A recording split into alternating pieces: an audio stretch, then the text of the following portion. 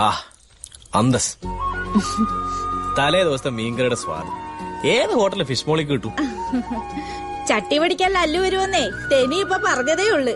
അതാ ഞാൻ പട്ടിക്ക് പോലും കൊടുക്കാതെ വെച്ചേച്ചത്.